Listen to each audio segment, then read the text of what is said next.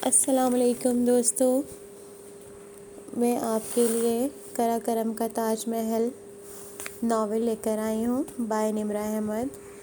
اس میرے ناول کی یہ جو ایپیسوڈ ہے نمبر 3 ہے اور اس کا باب ہے تیسری چوٹی۔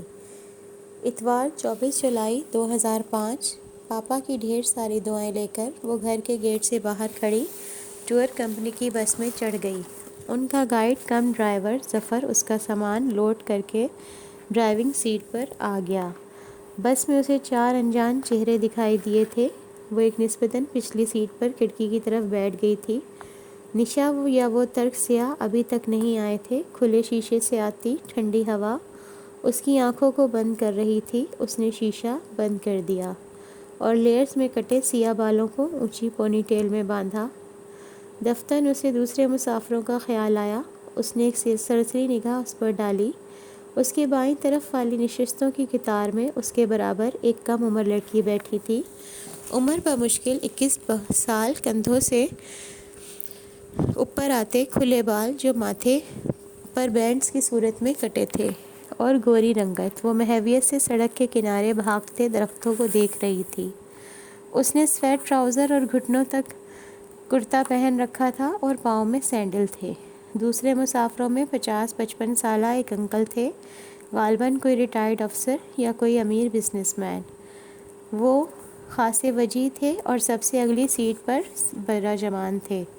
ان کے علاوہ ایک جوڑا تھا، بیوی قدرے کرخت اور نکچڑی سی لگتی تھی، البتہ میاں بیوہ سا تھا۔ پریشی کو قیافہ شناسی سے گہری دلچسپی تھی۔ صبح 6 بجے کوئی وقت ہے جانے کا، مجھے سونے بھی نہیں دیا۔ نشا اس کے مقابل آ کر بیٹھی تو بس جو نشا کو پک کرنے جا رکی تھی پھر چل پڑی۔ سو جاؤ، لمبا سفر ہے، اس نے نشا کی خوابیدہ آنکھیں دیکھ کر کہا۔ ظفر نے اپنا آخری مسافر ایک اعلیٰ درجے کے ہوٹل سے اٹھایا تھا۔ وہ بس میں داخل ہوا اور پریشی کی توقعات کے برعکس ان دونوں کی جانب آنے کے بجائے ریٹائرڈ صاحب کے ساتھ والی خالی نشست پر بیٹھ گیا۔ اس نے تو گردن کو جنبش دیکھ کر ان دونوں کی طرف دیکھا بھی نہیں، چونکہ وہ ان سے کافی آگے بیٹھا ہوا تھا اور وہ بھی بائیں قطار میں، سو وہ اس کا محض دایاں کاندھا، بازو اور سر ہی پیچھے سے دیکھ سکتی تھی۔ لائٹ براؤن شرٹ، سفید پینٹ، وہی کل والی سلیو لیس ہلکی سی چورس جیکٹ، گردن میں لٹکتا مفلر، پاؤں میں جوگرز، وہ بہت اچھا لگ رہا تھا۔ آج اس کے سر پہ ایک پی کیپ بھی تھی۔ وہ کچھ دیر اسے دیکھتی رہی، پھر نشا کی طرح سو گئی۔ کوئی 2 گھنٹے بعد اس کی آنکھ کھلی۔ وہ لوگ ابھی تک حالت سفر میں تھے۔ نشا جاگ چکی تھی۔ اس نے چور نظروں سے افق کو دیکھا۔ وہ اپنے سیل فون کے بٹن سے کھیل رہا تھا۔ سنو پری، تمہیں یہ شخص اچھا نہیں لگا؟ نہیں، اور میں اس کا ذکر نہیں کرنا چاہتی۔ وہ کھڑکی کے باہر دیکھنے لگی۔ مگر میں کرنا چاہتی ہوں۔ نشا باضد تھی۔ ٹھیک ہے، پھر جا کر اسی کے پاس بیٹھ جاؤ۔ بقیہ سارا رستہ خاموشی سے کٹا۔ دن چڑھے بس پشاور کی حدود میں داخل ہوئی۔ سڑکوں پر خاصا رش تھا۔ اپنے جوبن پہ چمکتا سورج شہر کو جھلسا رہا تھا۔ کتنی گرمی ہے یہاں، حالانکہ پشاور پہاڑوں پر واقع ہے۔ یار، اس سے ٹھنڈا تو ہمارا اسلام آباد تھا۔ نشا کو اپنا شہر یاد آیا۔ ٹور کمپنی نے پہلے سے ایک متوسط درجے کے ہوٹل میں ان کی بکنگ کروا رکھی تھی۔ اس ہوٹل کے باہر تنگ سی سڑک پر بے تحاشا رش تھا۔ سڑک کے اچھے خاصے پر ریڑھی والوں کا قبضہ تھا۔ گاڑی ایک ڈھلوان پر چڑھ کر ہوٹل کے پارکنگ ایریا تک آئی۔ وہاں گاڑیوں کی ایک لمبی قطار تھی، جو اتنی دیر ایک ہی جگہ بیٹھے رہنے کے بعد کھڑے ہو کر اس کی ٹانگوں کو ملا تھا۔ ترک سیاہ ان دونوں سے فاصلے پہ کھڑا، سفید جینس کی جیبوں میں ہاتھ ڈالے، آنکھیں سکیڑے اطراف کا جائزہ لے رہا تھا۔ وہ اسے اپنی طرف متوجہ پا کر مسکرایا۔ پریشی نے نگاہوں کا رخ بدل لیا۔ ہیلو گرلز، کیسی ہو تم دونوں؟ وہ ان کے قریب چلا آیا۔ اوہ، تو آپ ہمیں پہچانتے ہیں؟ نشا کو اس کا پورا راستہ انہیں لفٹ نہ دینا بہت کھلا تھا، سو طنز کیے بغیر نہ رہ سکی۔ وہ جواباً ہنس پڑا۔ میں نے سوچا صبح صبح نیند سے بے حال ہوتے لوگوں کو نہ جگایا جائے، ذرا کہیں پہنچ جائیں تو آرام سے گپ شپ کرتے رہیں گے۔ وہ مسکراہٹ دبائے سنجیدگی سے بولا۔ پریشی ان دونوں کو چھوڑ کر اس ٹین ایج والی لڑکی کے پیچھے چلتے ہوئے سیڑھیاں چڑھنے لگی۔ 246 نمبر کمرے میں پہنچ کر ظفر نے چابی اس کے حوالے کی۔ وہ ٹرپل بیڈ روم اس کو نشا اور اس لڑکی کے ساتھ شیئر کرنا تھا۔ اوکے، شام کو ملاقات ہوگی۔ افق ان دونوں سے کہہ کر ساتھ والے کمرے میں چلا گیا۔ میاں بیوی سامنے والے کمرے میں چلے گئے۔ ڈاکٹر پریشے جہاں زیب ہوں میں، کمرے میں آ کر اپنے لبوں پہ مسکراہٹ سجا کر اس نے لڑکی کی طرف ہاتھ بڑھایا۔ میں عرصہ بخاری ہوں، ویسے آپ کا نام بہت پیارا ہے، پریشے۔ وہ رکی اور تصحیح کرنے والے انداز میں بولی، پریشے آپی، آپی۔ ان دونوں نے بیڈ پر بیٹھتے ہوئے قدرے حیرت سے اسے دیکھا۔ دراصل میں پاکستانی کزنز کو اگر بغیر آپی باجی کہے بلاؤں تو دادو انگریز کہہ کر ٹوکتی ہیں، سو میں نے یہ نتیجہ نکالا کہ کسی پاکستانی لڑکی کو آپی باجی کہے بغیر نہیں بلانا۔ دونوں ہنس پڑیں۔ کھانا انہوں نے ساتھ ہی کھایا۔ تب تک تعارف کا سلسلہ مکمل ہو چکا تھا۔ عرصہ کا تعلق لاہور سے تھا، مگر وہ پلی بڑھی انگلینڈ میں تھی۔ اردو لکھ پڑھ لیتی تھی، مگر بولتی بہت مشکل سے تھی۔ اس کے پاس اس کم عمری میں بھی ایک اچھا الپائن کار تھا۔ وہ زیادہ تر یورپی ایلپس سر کر چکی تھی۔ اس کے علاوہ تبت میں بھی اس نے چویو کو سر کیا تھا۔ تو تم افق کے ساتھ راکا پوشی جا رہی ہو؟ نشا کو معصوم اور ذہین سی لڑکی بہت اچھی لگی تھی۔ ہاں، اس نے سر ہلا دیا۔ راکا پوشی میرے ناول کی میٹنگ ہے۔ میں بتانا بھول گئی، میں رائٹر بھی ہوں، 2 ناول لکھ چکی ہوں، میرا تیسرا ناول ہے۔ اتنی سی عمر میں 2 ناول؟ پریشے کو خوشگوار حیرت ہوئی۔ عرصہ ہنس پڑی۔ محمد بن قاسم نے 17 سال کی عمر میں سندھ فتح کیا تھا، میں نے تو اس عمر میں صرف پہلا ناول لکھا تھا، یہ کوئی بڑی بات نہیں ہے۔ اچھا، تو تمہارے ناول کی سٹوری کیا ہے؟ اسے دلچسپی ہوئی۔ ایک کوہ پیما ہیرو اور ایک کوہ پیما ہیروئن کی راکا پوشی سر کرنے کی رومانوی داستان۔ وہ مزے سے بولی۔ نشا سونے کے لیے لیٹ چکی تھی۔ اینڈ ہیپی کرو گی یا ٹریجک؟ ٹریجک کیوں؟ ٹریجک اینڈ یادگار ہوتا ہے۔ ویسے آپ نہیں آئیں گی راکا پوشی؟ آپ بتا رہی تھیں آپ بھی کلائمبر ہیں۔ ہاں، میں نے کمریا کے K2 اسکول لیگ ڈسٹرکٹ سے 7 ہفتے کے کورسز کیے تھے، مگر میں راکا پوشی نہیں آؤں گی، مجھے اپنے فادر کی پرمیشن نہیں ہے۔ کمریا K2 سے؟ واو، آئی ایم امپریسڈ۔ اور سوئس ایلپس کے علاوہ میں نے اسپانتک کو بھی سر کر رکھا ہے۔ وہ مسکراتے ہوئے بتانے لگی۔ ویسے آپ آتی تو مزہ آتا۔ افق بھائی بہت اچھے ہیں، میری ان سے ملاقات فلائٹ کے دوران ہوئی تھی۔ وہ مصر سے آ رہے تھے اور میں انگلینڈ سے۔ آپ سوتے ہیں؟ اس سے پہلے کہ وہ افق نامہ شروع کرتی، پریشے نے اس کی بات کاٹ دی۔ عرصہ تابع داری سے بستر پر لیٹ گئی۔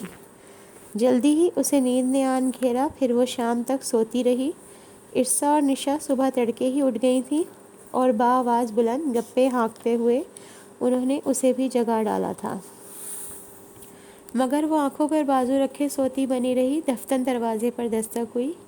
پریشے کا دل زور سے دھڑکا۔ اس نے آنکھوں سے بازو نہیں ہٹایا، مگر وہ جانتی تھی کہ باہر کون تھا۔ وہ دستک نہیں، افق ارسلان کی خوشبو پہچانتی تھی۔ اندر آ سکتا ہوں اچھی لڑکیوں؟ اس کا شرارت سے کھنکتا لہجہ پریشے کی سماعت سے ٹکرایا۔ اس کی آنکھوں پر بازو نہ ہوتا تو وہ شاید اس کی پلکوں کا ارتعاش دیکھ لیتا۔ لگتا ہے اچھی لڑکیوں کے بغیر دل نہیں لگ رہا۔ آؤ بیٹھو۔ وہ اتنا مہذب، شائستہ اور ہنسمکھ تھا کہ نشا اور عرصہ فوراً اس کے لیے کھڑی ہوئیں اور اسے کرسی پیش کی۔ یوں ہی سمجھ لو۔ وہ پریشے کے بیڈ کے سامنے رکھی کرسی پر بیٹھ گیا۔ کرسی اور بیڈ کی پائنتی کے درمیان فاصلہ خاصا کم تھا، جگہ تنگ تھی۔ وہ بیٹھ تو گیا، مگر اس کے جوگرز بیڈ کا سرا چھو رہے تھے۔ میں اس سفر کو یادگار بنانا چاہتا ہوں، اور بطور ایک اچھے سیاح میں کوئی لمحہ فارغ نہیں بیٹھنا چاہتا۔ سو پھر تم لوگ بتاؤ، شام کا کیا پروگرام ہے؟ اسے محسوس ہو رہا تھا کہ بولتے ہوئے بھی بھٹک بھٹک کر افق کی نگاہیں اسی کے چہرے پر پڑ رہی تھیں جو اس نے اپنے سفید بازو کی اوٹ میں آدھا چھپا رکھا تھا۔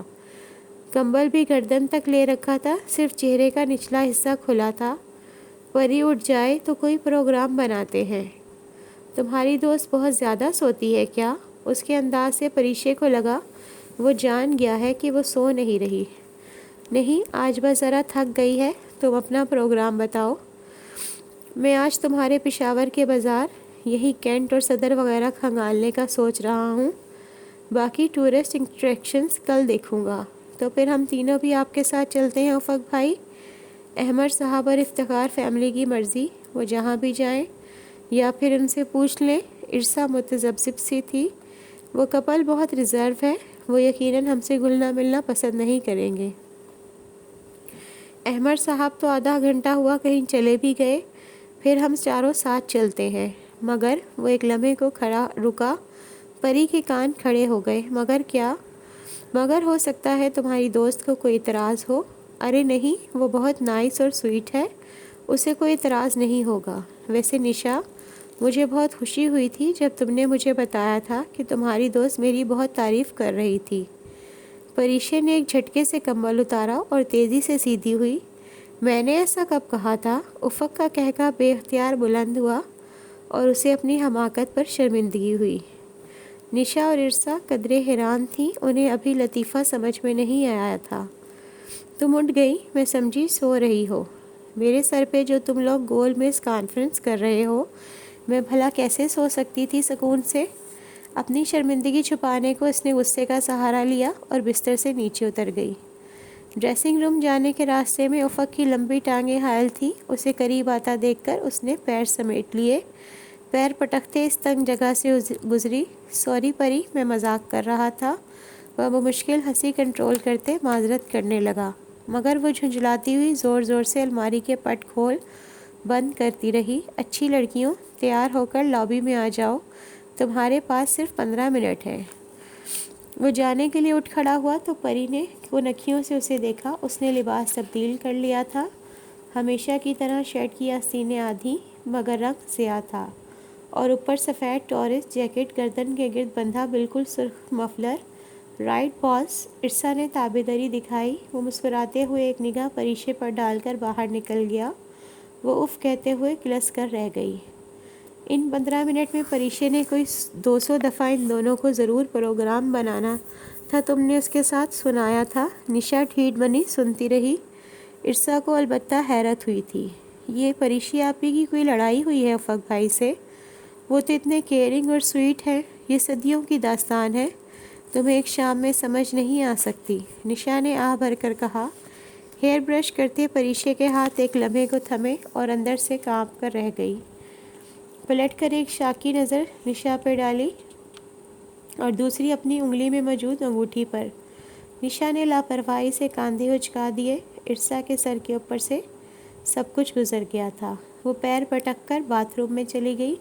نشا کی بات وہ عموماً مانا نہیں کرتی تھی، مگر اب اس کے پاس کوئی دوسرا راستہ نہ تھا۔ نشا اور ارسا چلی جاتی تو اس نے بھلا کیا قصور کیا تھا جو وہ اکیلی اس چھوٹے سے کمرے میں بیٹھی رہتی؟ یوں بھی افق کے ساتھ مارکیٹ جانا اسے برا نہیں لگ رہا تھا، البتہ یوں ظاہر کرنا وہ اپنا فرض سمجھتی تھی۔ پارکنگ ایریا میں کھڑی ٹور کمپنی کی بس کے ساتھ ٹیک لگائے کھڑا افق ان کا انتظار کر رہا تھا۔ انہیں دیکھ کر سیدھا ہو گیا۔ ایک استقبالیہ مسکراہٹ اس کے لبوں کا احاطہ کیا ہوا تھا۔ پی کیپ اب بھی سر پر تھی۔ کینٹ چلتے ہیں، یہاں سے بہت قریب ہے۔ ان کی رہنمائی کرتے وہ ہوٹل کے پارکنگ ایریا سے نیچے سڑک تک جاتی ڈھلان سے اتر رہا تھا۔ تم ترکی سے آئے ہو یا صوبہ سرحد سے؟ نشا کو اس کی پشاور اور ارد گرد کے متعلق معلومات حیران کرتی تھیں۔ وہ بے اختیار ہنس پڑا۔ بس پچھلی دفعہ ادھر آیا تھا تو خاصے دن یہاں گزارے تھے، اس لیے آئیڈیا ہو گیا۔ پچھلی دفعہ کب آئے تھے؟ 2 سال پہلے۔ وہ لوگ ڈھلان اتر کر نیچے سڑک پر آ چکے تھے۔ سڑک اچھی خاصی کھلی تھی، مگر پھلوں کی ریہڑی اور خوانچہ فروشوں کے باہمی تعاون سے اب تنگ ہو چکی تھی۔ اس جگہ ہوٹلز تھے یا پی سی او؟ 2 سال پہلے کیا سیر و سیاحت کے لیے آئے تھے؟ ریڑھیوں سے دونوں طرف میں گھری سڑک پر راستہ بنا کر چلنا بہت مشکل تھا، پھر بھی وہ بہت دھیان سے دونوں کی گفتگو سن رہی تھی۔ ہاں، سیر و سیاحت کے لیے، اور بولتے بولتے وہ ایک دم خاموش ہو گیا۔ اور بس کچھ کام تھا، وہ صاف ٹال گیا تھا۔ نشا اخلاقیات سے اتنی تو آگاہ تھی کہ اگر وہ ٹال رہا تھا تو وہ اس کام کی تفصیل نہ پوچھتی۔ افق نے ٹیکسی روکی۔ ٹیکسی والا انگریزی سے نابلد تھا، سو کرائے کا معاملہ نشا نے ہی طے کیا۔ کینٹ کی خوبصورت دکانوں کے باہر آہستگی سے چلتے ہوئے وہ چاروں خاصی دیر تک ونڈو شاپنگ کرتے رہے۔ پھر ارسا ان کو چھوڑ کر سعید بک بینک کی طرف چلی گئی۔ وہ تینوں ایک جیولری شاپ میں داخل ہو گئے۔ یہ اتفاق ہی تھا جب نشا مختلف ایئرنگز دیکھ رہی تھی تو اپنی ڈھیلی پونی کو کستے ہوئے پریشے کے بالوں کو جکڑا ربر بینڈ ٹوٹ گیا۔ اس کے بال کسی آبشار کی طرح کمر پہ گر گئے۔ نشی، تمہارے پاس کوئی کیچر ہے؟ اپنے لمبے لیئرز میں کٹے بالوں کو سنبھالتی وہ پریشانی سے نشا سے بولی تھی۔ اپنا خریدتے ہوئے تمہیں موت پڑتی ہے۔ وہ بہت مصروف تھی سو کھٹ سے بولی۔ دفع ہو جاؤ، وہ بڑبڑاتے ہوئے سامنے شوکیس پر پڑی باسکٹ میں رکھے کیچرز اور پونیاں دیکھنے لگی۔ یہ کیسا ہے؟ اس نے چونک کر سر اٹھایا۔ افق ہاتھ میں ایک کیچر لیے اسے دکھا رہا تھا۔ اس نے نظریں جھکا کر کیچر کو دیکھا۔ وہ سلور کلر کا تھا۔ اس کے ایک طرف گول بڑا سا فیروزی رنگ کا پتھر جبکہ دوسری طرف سبز اور نیلا دو رنگا پتھر جڑا تھا۔ اچھا ہے، اس نے خوبصورت کیچر لینے کے لیے ہاتھ بڑھایا۔ افق نے وہ اس کی ہتھیلی پر رکھنا چاہا۔ پکڑتے وہ زمین پر گر پڑا اور وہ گھبرا کر جھکی اور کیچر اٹھا لیا۔ اس کے دو رنگے پتھر کے درمیان ضرب لگنے سے ایک ہلکی سی سیدھی لکیر پڑ گئی تھی۔ ٹوٹ تو نہیں گیا؟ وہ پوچھ رہا تھا۔ اس نے نفی میں گردن کو جنبش دی، پھر نظر انداز کر کے سیلز مین سے قیمت پوچھی۔ 250 روپے۔ افق نے پیسے دکاندار کی طرف بڑھائے۔ سوری، یہ میں خود خریدوں گی، اس نے دبی آواز میں ٹوکا۔ میں اس لالچ میں تمہیں یہ گفٹ کر رہا ہوں، کل تم بھی مجھے کوئی چیز گفٹ کرو گی۔ میں گفٹس نہ لیتی ہوں نہ دیتی ہوں۔ اس نے پرس سے پیسے نکالے۔ مگر میں دیتا بھی ہوں اور لینا بھی پسند کرتا ہوں۔ وہ بضد تھا۔ اسے نظر انداز کرتے ہوئے اس نے پیسے سیلز مین کو تھمائے۔ خاکی لفافے میں پیک کیا گیا کیچر نکال کر بالوں میں لگایا اور نشا کی طرف آ گئی۔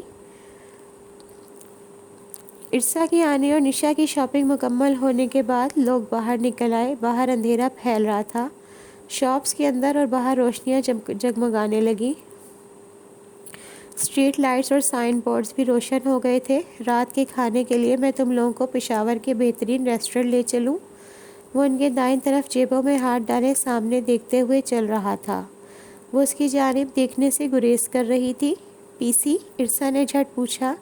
نہیں، میں بدمزہ باسی اور پھیکے کھانوں سے لطف اندوز نہیں ہوتا۔ میں تمہیں ایک بہتر جگہ لے کر جا رہا ہوں۔ شہر کی تنگ و تاریک گلیوں سے ٹیکسی میں گزرتے ہوئے انہیں وہ ایک ایسی تنگ گلی میں لے کر آیا جہاں بے تحاشا تیسرے درجے کے ریسٹورنٹ بنے ہوئے تھے۔ فضا میں ہر طرف مزیدار خوشبو پھیلی تھی۔ وہ انہیں نمک منڈی لے آیا تھا۔